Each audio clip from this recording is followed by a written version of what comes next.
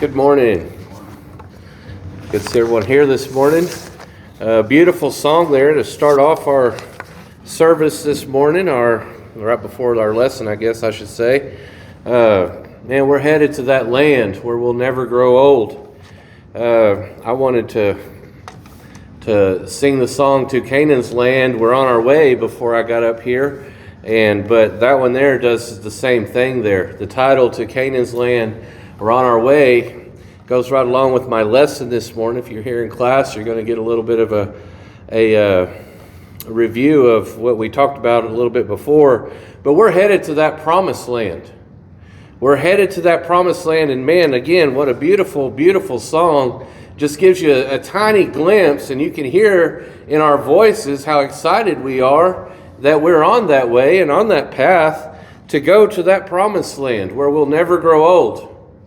I used to think my body would never wear out. It would never ache. I thought old people talking about it doing that was just an old tale, and no, it's true. This body wears out. It hurts. It hurts to get up. It hurts to move, and I don't think I'm old yet, but I'm pushing 50. But it does. And to be in a place throughout eternity, again, our little bitty dash on our headstone, our life that we lived between the date that we were born and the date that we pass is nothing compared to eternity. And that place that we're going to be throughout eternity, the place that we're headed. And let's all get there together. Let's all be there throughout eternity, that promised land. Let's not be like the children of Israel that we're going to talk about this morning. They got to the gate of the promised land and they quit. Let's not be that person. Let's keep striving. Let's be obedient. Let's be faithful until death. And we will be there all in that promised land together, as we talked about that a little bit this morning. It says in the New Testament to work out your own salvation, and I stress own salvation, with fear and trembling. And singing that song and remembering what my lesson's about this morning before I got up here, I remembered, man, I wish I could do it for my children. I wish I could do it for my grandkids and everybody that I love. I wish I could get them into the promised land on my doings. But it says we have to do that on our own. We have to do that on our own, by our own works. Could you imagine depending on somebody else? Could you imagine depending on the majority? The children of Israel, as they come up to the gates of the promised land and they can see into the promised land, they send these 12 spies over there. And 10 of them came back with a bad report. A good report of what's in the land and what the promised land was all about, but a bad report of how they were going to be able to acquire it. Could you imagine having someone to depend on somebody else to get you into that promised land? And there's a deal that happened to me when I was in high school. I was a sophomore in high school. And believe it or not, I used to run track. I probably look like a shot put thrower up here right now. But no, I ran track and I ran distance. I had a daughter that ran track, and she was known for a distance runner, and she was better than I was. But I was a pretty good distance runner. We ran the 2-mile relay. I ran half a mile at a time. I ran a 2-mile relay. And we had a pretty decent 2-mile relay team. But we were in this track meet at Waurika. That's how small we used to be. We'd go to track meets at Waurika. And we were running in our last leg, and I'm not going to say who it was, but Mr. Wheeler probably knows because he was there. But the last leg of our event, the last quarter he was coming around the turn, our guy on our 2-mile relay team stepped off the track and quit. Walked off the track and quit. Now, I don't want to depend on somebody like that for my salvation. I don't want to depend on someone else. That's why it says in the Bible to work out your own salvation with fear and trembling. We cannot depend on somebody else for whatever reason. He just said I couldn't go anymore. I don't care if you stop and walk. Get us to the finish line. We started it, you know. We started the race. Let's finish the race. So here today, we're going to talk about that. Get to the promised land. The beautiful song that we just sang is, it never grows old. To Canaan's land, we're on our way. Let's not get to the gates of Canaan land and quit. Let's not quit right now. We've gone too far. Tomorrow is not guaranteed. The United States dropped bombs on Iran last night. We don't know what tomorrow. We don't know who's going to jump in. We don't know what's going to happen. Our nation's at war. Anytime you pull a trigger and drop bombs, our nation is at war. We have soldier boys at war right now. There is nothing guaranteed in this life. Let's take care of our salvation. Let's work out our own salvation with fear and trembling. Let's not depend on someone else. Let's not get ready for that reward and quit on it. Again, we've come too far. We know too much. Let's not stop on it. Let's keep moving forward. Again, Israel, they had sufficient reason to trust in God. I mentioned that in class this morning. They seen the miracles. They seen the 10 plagues. They seen how none of these things affected them. They only affected the people that were against God, the Egyptians. They seen these things. They benefited from God. Their food as they walked through the wilderness, headed to the promised land, it fell from heaven. Their water came from rocks. We read about that in 2 Corinthians earlier this morning. Again, performed numerous miracles. And we're only told of what's in the scripture. I'm sure there was many others and many other things. That cloud was over them by day. God was with them. And fire by night. He was with them. I'm sure there's many other things that were not written that we talked about in Christ's life. There's so many things that were not written. The good things that he did. The miracles that he performed. To not believe in him. Again, he had redeemed them from Egypt. He performed all these miracles, all these things. As we're going to go back to Numbers chapter 13 again, he sent these 12 spies. Why do you think it's 12? One representing each tribe. I'm not going to go into all of them. I want to go into two of them that are worthy of going into. Joshua and Caleb. Joshua, or Caleb, was from Jephunneh, from the tribe of Judah, as it says in 13 and verse 6. And in verse 8, the tribe of Ephraim, Hosea, the son of Nun. And Hosea's name was changed to Joshua. All right, those are the two most worthy ones to talk about. All the rest of them all represented one of the 12 tribes as they went into the land of Canaan to spy out the land. And again, as I mentioned in class this morning, those 11 days on that journey turned into 40 years of wandering in the wilderness. And they all died out in the wilderness, all those that was unfaithful and all those that lost sight of God and was disobedient. They returned, as it says, we drop down to... let's go to verse 21 and catch the people up that maybe weren't here this morning, or maybe something that I didn't touch on this morning. Oh, these names in the Old Testament don't get after my English and trying to read these names, but I'll try to get through them the best I can. Numbers 13, starting at verse 21 through 25. So then went the spies, and they spied out the land from the wilderness of Zin as far as Rehob, near the entrance of Hamath, and they went up through the south and came to Hebron, Ammonah, Shezai, Talmai, the descendants of Anak. Anak is an important one there. Remember that name. Were there. Now Hebron was built 7 years before Zon in Egypt. Then they came to the valley of Eshcol, and there they cut down a branch of one cluster of grapes. They carried in between two of them on a pole. They also brought some of the pomegranates and the figs. And the place was called the valley of Eshcol, because the cluster which the men of Israel cut down there. And they returned from spying out the land after 40 days. All right? So I don't know where I got the 11 before, but the 40 days they were out spying turned into 40 years of wilderness, going back into the wilderness. And verse 23, again, it says there, they cut down these grapes. It took two people to throw one cluster of grapes over the poles. They cut down figs and pomegranates, and the land flowed with milk and honey. The good report. This is what they wanted. This is the promised land. This is the best of the best. And here they are. They're coming through the wilderness eating food that fell from heaven, manna. And again, we know they got tired of that. They got tired of it because they complained about it, and God gave them quail.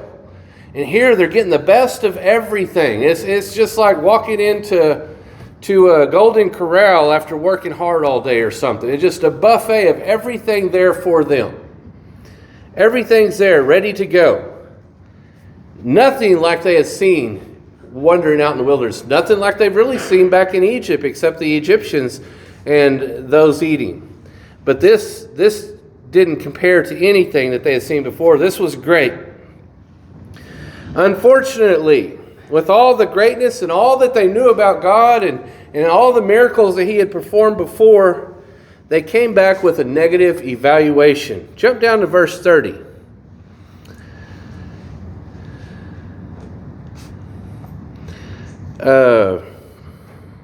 Verse 30 through 33. It says, then Caleb quieted the crowd.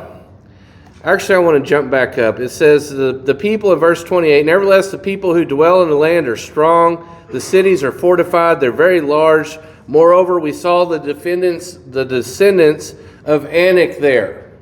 And what's important, and I'm going to get onto this in a little bit about Anak, but these were giants. You talk about the giants. These were the giants, the people of Anak. These people were huge. Their cities were fortified. The Amalekites dwell in the land of the south. The Hittites and the Jebusites and the Amorites dwell in the mountains, and the Canaanites dwelt in the sea along the banks of the Jordan. These guys are everywhere. This place is fortified with all this stuff. Here they are at the promised land. In verse 30 it says, then Caleb quieted the people before Moses, and he said, let us go up and take possession, for we will be able to overcome it.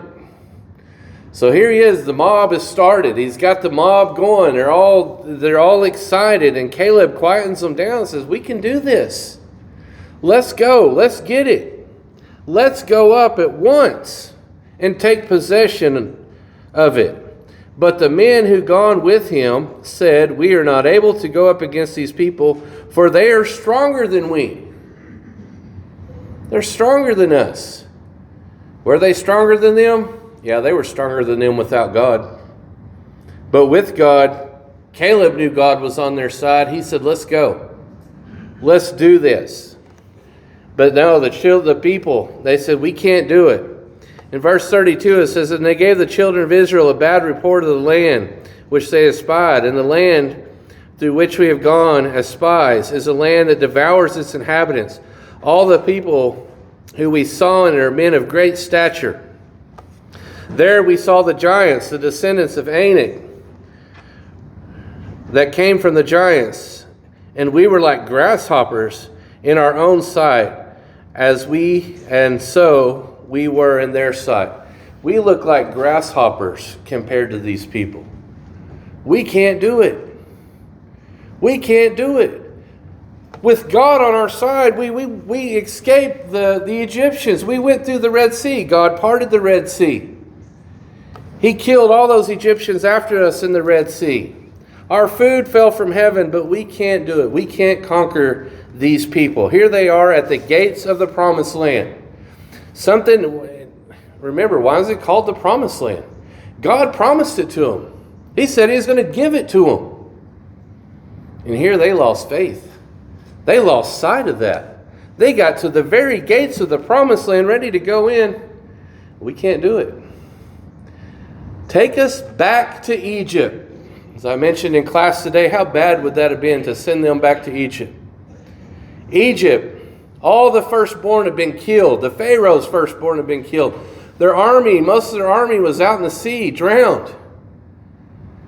They're going to punish these Israelites if they go back. They didn't think about that. But they want to go back to Egypt, go back to where they came from. Caleb was not going to stand for the naysayers. Before I got up here, I wanted to mention an article that goes along with this lesson this morning. We can't change. We can't change what God wants us to do. There's a great article in the bulletin this morning by Tony Smith, and I encourage everyone to read that article. I meant to mention that before I got up here. But we cannot change. We cannot compromise what God wants us to do. Even if we're a small remnant. Joshua and Caleb were a small remnant standing before the children of Israel. They said, let's go. We want to do it. Children of Israel sought to put them to death with Moses. They said we were like grasshoppers compared to them. Israel lost faith in God and wanted to return to Egypt. Why do we lose faith? Why do we lose sight of where we're going? Because we take our eyes off where we are headed. When Peter wanted to walk on the water, and he saw Christ out on the water, walking on the water, and he was walking to him with all his faith, and he had his eyes and he was focused on Jesus, he was walking. The minute he took his eyes off and looked at the world around him, and all the troubles and all the waves and how deep they were, what did he start doing? Sinking. When we take our eyes off that promised land, when we take our eyes off God, when we take our eyes off the direction that we're going to do just like Peter did. We're going to start sinking. Just like the children of Israel did right here. They got to the gates of the promised land and they are going to sink to the bottom. They're going to have to turn around and go back into the wilderness 40 years until every one of those naysayers' bodies laid out in the wilderness. Until every one of them have died off. Again, Joshua and Caleb, they tried to rally the troops. They wanted them to go in. They went to bat. They went to God on their behalf. And it wasn't enough.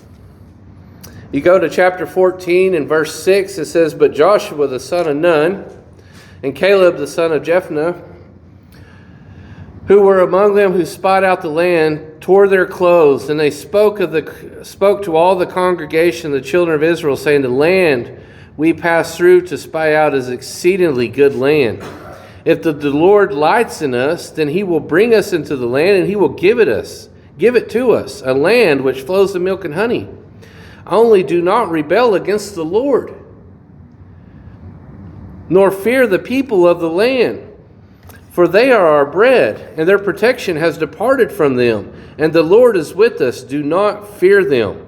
And all the congregation said to stone them with stones. Now the glory of the Lord appeared to the tabernacle, in the tabernacle of the meeting, before all the children of Israel. Here they wanted to stone Joshua and Caleb, because saying, the God that we follow, the God that we obey, is going to take us into that land. He's going to help us conquer that land. He's going to give it to us. And they said no. And they wanted to stone them. After everything that they witnessed, they lost faith. They lost sight. Again, they took their eyes off God. They took their eyes off God and who God was and what God had done for them. Again, as we go back, we have these lessons for our learning. We can do the same thing. We take our eyes off God, we will start to sink. We will start to sink in this life. Joshua and Caleb, as I mentioned, they are a small remnant compared to the children of Israel. We're a small remnant in this world today. It's always said throughout the Bible, there's going to be a remnant. There's going to be a remnant that stays together. There's going to be a remnant that stays together that's obedient to God. We are that remnant. We are that light. Let our light shine. Their unfaithfulness is unacceptable to God. What they said and what they did, we hear that cry in the world today. We hear that cry in the world today. People mocking God, what God can do. God can't do that. God can't do this. If God was going to do all these excuses we hear about people not wanting to follow God, not wanting to be faithful to God, their unfaithfulness was unacceptable. Let's look at what God does to them. Verse 11 and 14 of Numbers, it says that the Lord said to Moses, "How long will these people reject me?" You think about that and you hear that cry today. How long are these people going to reject me? We see that in all the people around us today. How long are these people going to reject me? And how long will they not believe me? With all the signs which I have performed among them, I will strike them with pestilence and disinherit them. And I will make you a nation greater and mightier than they. So he's telling this to Moses. He said, I will strike them down and I will still make you a great nation. And Moses said to the Lord, then the Egyptians will hear it. For by your might you brought them up from among them. And they will tell it to the inhabitants of the land. They have heard that you, Lord, are among these people, that you, Lord, are seen face to face, and your cloud stands above them. And you go before them in the pillar of the cloud by day and night, and fire by night. Now if you kill these people as one man, then the nations will have heard of your fame and will speak, saying, because the Lord was not able to bring this people to the land which he swore to give them, therefore he killed them in the wilderness.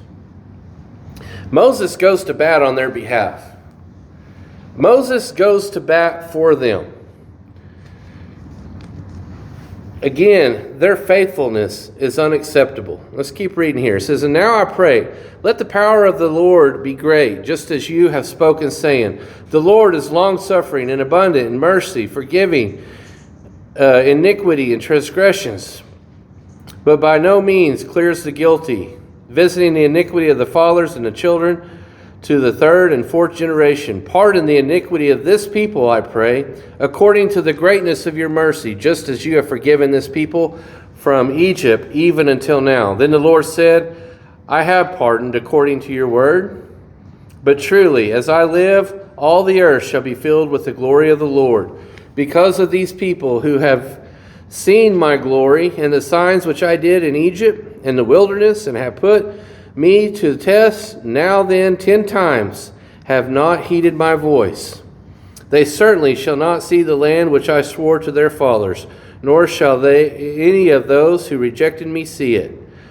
But my servant Caleb, because he is a different spirit in him, and has followed me fully, I will bring him into the land where he went, and his descendants shall inherit it. Now the Amalekites and the Canaanites dwell in the valley. Tomorrow turn and move out into the wilderness by the way of the Red Sea. Okay, so here we are. God said that they are not going to inherit the land, and we know they go out for 40 more years. 40 more years. They're wandering until they all pass away.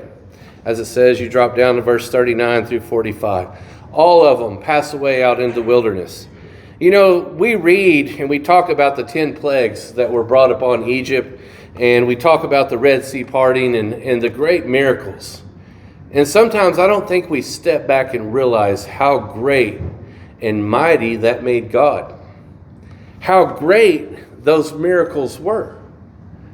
And they didn't affect anyone else except the Egyptians. And, you know, yeah, sometimes I think we reread the story, but to really fathom the greatness of God and how these signs and things pointed to how great God is. And then we have all these that build on it throughout the Old Testament, and then in the New Testament, all the way to the cross of Christ coming into the world, and his very death on the cross when the earth shook and the world got dark. All these miracles, all these signs, all these great things showing how powerful God is. And we have this perfected story before us of what we're supposed to do and what we're supposed to be obedient and how we're supposed to be. How can we deny this? And if we do, how will we be any different than the Israelites? We're close, again, as I mentioned before, to the promised land. We don't know what tomorrow is going to hold. We have no idea what tomorrow is going to hold. I want to drop down to Numbers real quick, Numbers 21. There's people around the wilderness, there's people in the promised land that saw the power of God. And they knew how great God was, and they kind of trembled in his sight. I want to go to Numbers chapter 21, and I want to start in verse 21. It says, Then Israel sent messengers to Sihon, king of the Amorites, saying, Let me pass through your land. We will not turn aside one to the fields or the vineyards. We will not drink water from your wells. We will go by the king's highway until we have passed through your territory. All right, they said, we just want to pass through. Just let us go on your road. We'll go through the king's highway. We're not going to stop one side or the other. We're not going to drink anything. We just want to get through your land. All right, it says, but Sihon would not allow Israel to pass through his territory. So Sihon gathered all his people together and went out against Israel in the wilderness. And he came to Jahaz and he fought Israel. And Israel defeated him with the edge of the sword and took possession of the land of Arnon to Jabbok, as far as the people of Ammon, and the border of the people of Ammon was fortified. Okay, and I want to skip down to verse 33 here. King Og. And they turned and they went of the way of Bashan. So Og, king of Bashan, went out against them, he and all his people, to battle Edrei. And then the Lord said to Moses, Do not fear him, for I have delivered him into your hands with all his people and his land, and you shall do him as you did Sihon, king of the Amorites, who dwelt at Heshbon. So they defeated him and his sons and all the people until there was no survivor left in him. And they took possession of the land. All right, this is God on their side, and these are great armies that they're defeating. I want to skip over to Deuteronomy chapter 3 and verse 11.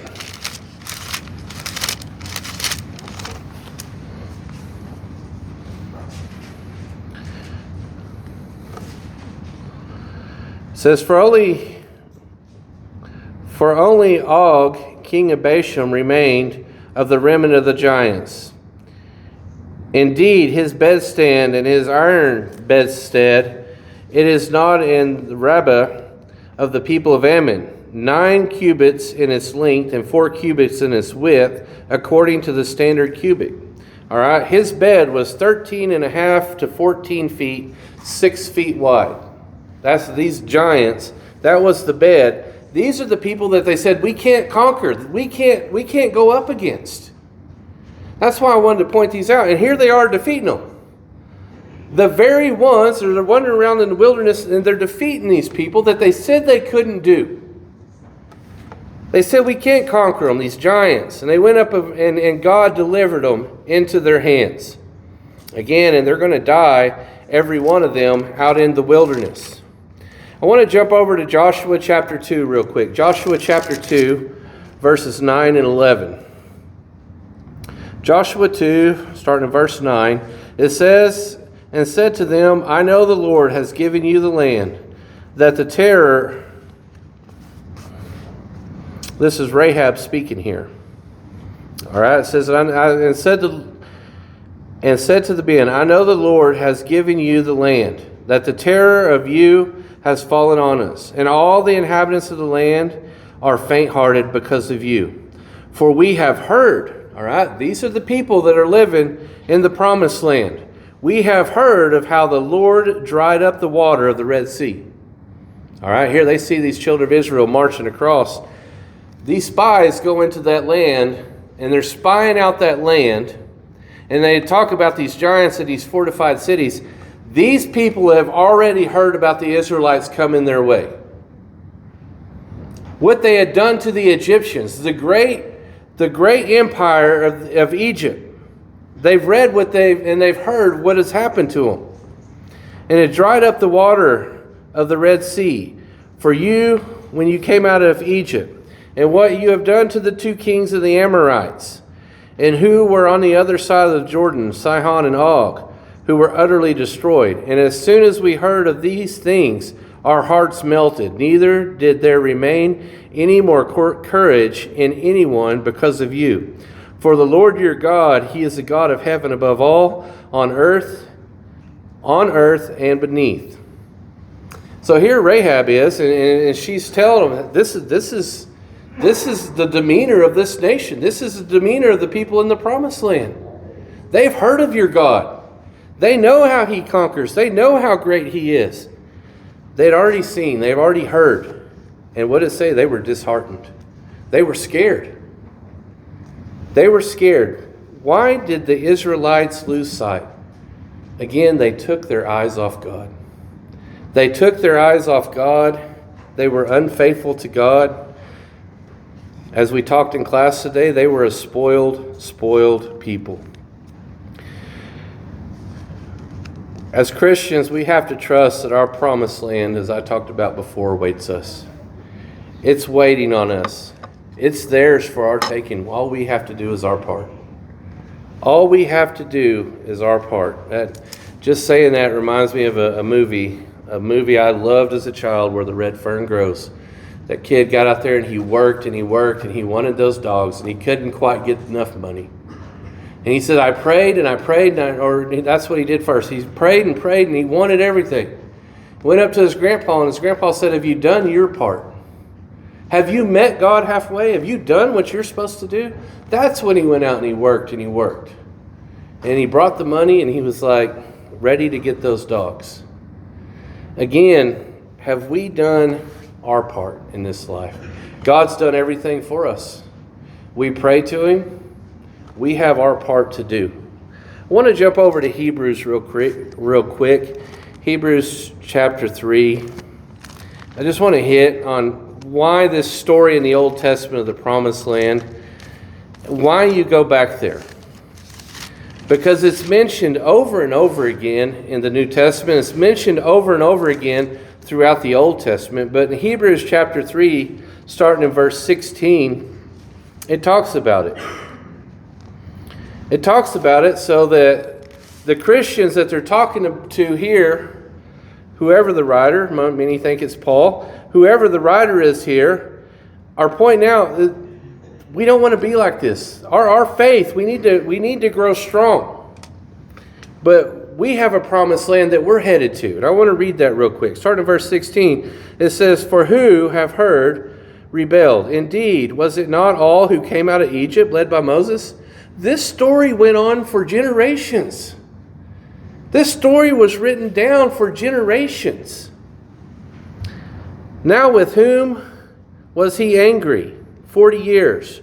Was it not those who sinned, whose corpses fell in the wilderness? And to whom did he swear that they would not enter his rest, but to those who did not obey? Again, the theme of the Bible, as we talked about in class this morning, is obedience. What did they not do? They did not obey. They were not faithful. So we see that they could not enter in because of unbelief. Therefore, since a promise remains of entering his rest, let us fear lest any of you seem to have come short of it. For indeed the gospel was preached to us as well as to them. But the word which they have heard did not profit them, not being mixed with faith in those things who heard it. For we who have believed do enter the rest, as he said, So I swore in my wrath, they shall not enter my rest, although the works were finished from the foundation of the world.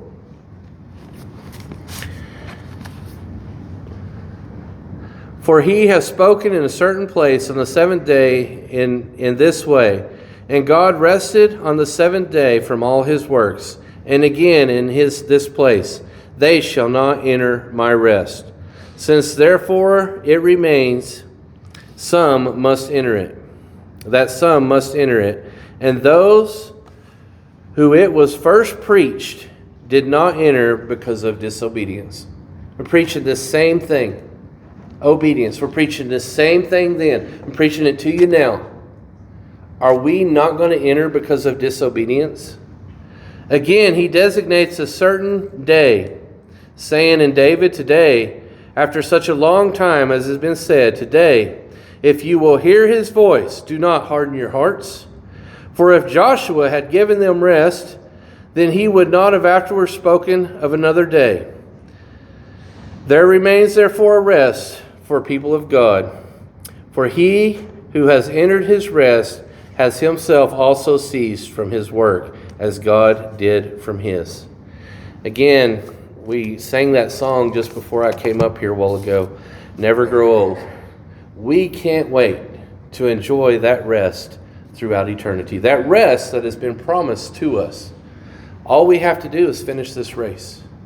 All we have to do is finish this race and be obedient until death. As it says in Revelation chapter 2 and verse 10, at the end of that verse, be faithful unto death, and I will give you a crown of righteousness. We've came this far.